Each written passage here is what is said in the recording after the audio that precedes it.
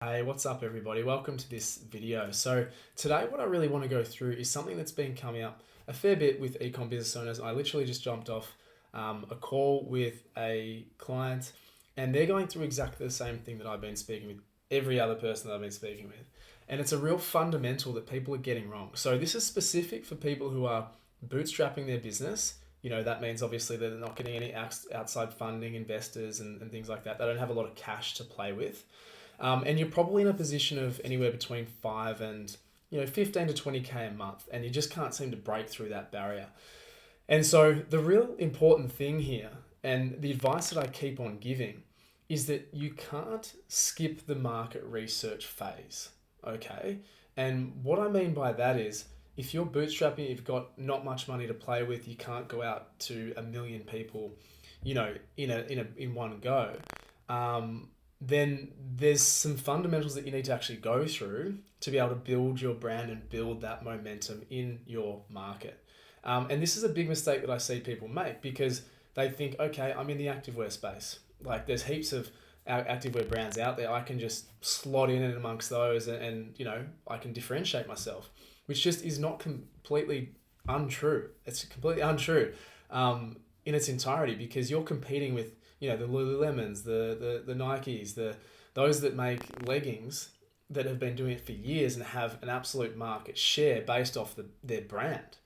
Even if you're cheaper than them, you can't distinguish yourself by going out and trying to compete with them. You just will not win. Okay? And so this is something that people assume that they can do, which is just completely untrue. And so it's the biggest mistake that we see people make. So it's very, very important. So if you're struggling to scale, to build your business and build your customer base, this is one thing that you really, really, really need to understand. Identifying who your target market is within that market. So it's fitness experts. Okay, great. But what part of that fitness, fanatics market are you actually part of? Who's it going to appeal to and why have you created this product to solve their problem? And there's a few ways to do this. So number one is revert back to understanding why you actually started your business in the first place. What problem were you initially solving? Okay, a lot of people would think, for example, just going back to that same statement about the activewear, maybe they just wanted pockets. Maybe they're getting feedback from people that it was tight fitting or the stretch wasn't right, or they were see-through when people were doing squats and things like that. That happens. That's feedback that people get. And so you create your point of difference for a specific market. So why did you start the business? What problem were you trying to solve to differentiate yourself? And the more that you can understand this, the more you can continue to hone your message and send that message out to your direct market, right? And that feeds into point number two. Who does it actually appeal to? You don't say that it's everybody in the market who wears activewear. You segment that market into an age demographic, a specific activity maybe. It could be like new mums or something like that need something specific to do with their activewear. And don't forget who these people are. And so an example with our brand, with Karmic, we were another juice company, right? Another cold pressed juice company, another cleansing company, but we had less than 5% fructose in every cleanse. And so we knew that our demographic were experienced cleansers, people who are obviously fit and healthier, who've done cleanse programs before, probably had their own cold pressed juicer at home and threw it under the kitchen bench because they couldn't be bothered doing it. So they had that pain point that they didn't want to do the juicing themselves. And so we latched onto these people, very, very specific point in the market. We knew that we were competing with others from a perception wise who were bigger, had bigger budgets, had big teams, big companies.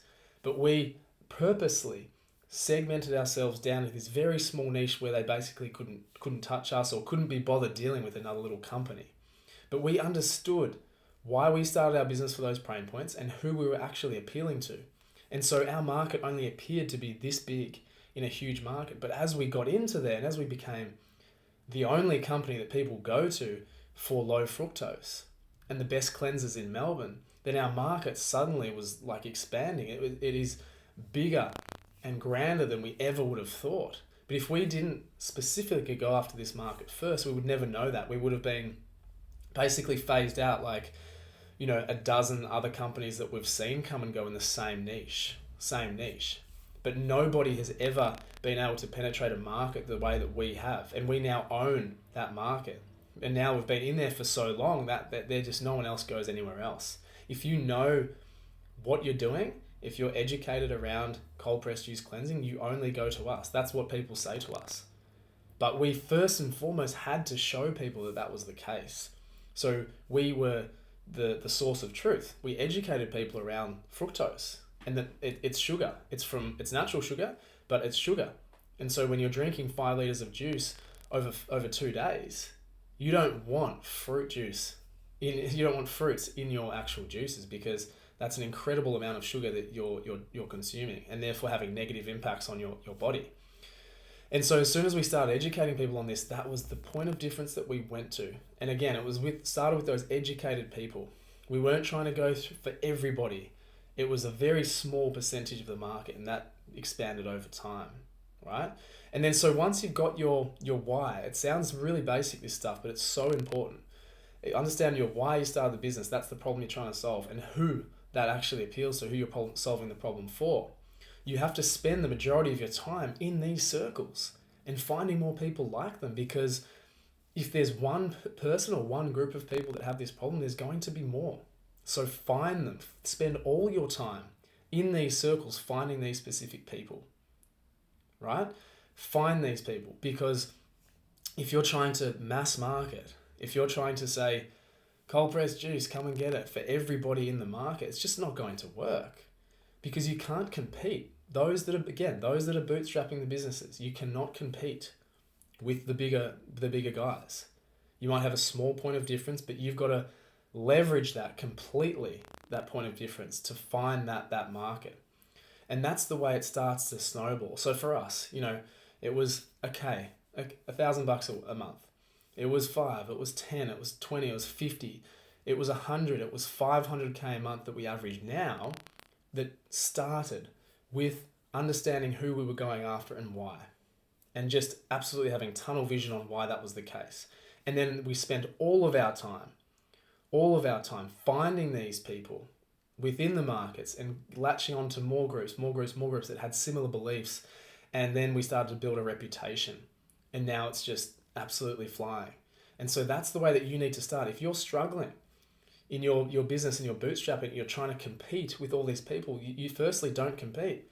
You understand why, you find who it appeals to, and spend time in those circles and finding more people like them. That's the biggest mistake that we see, right?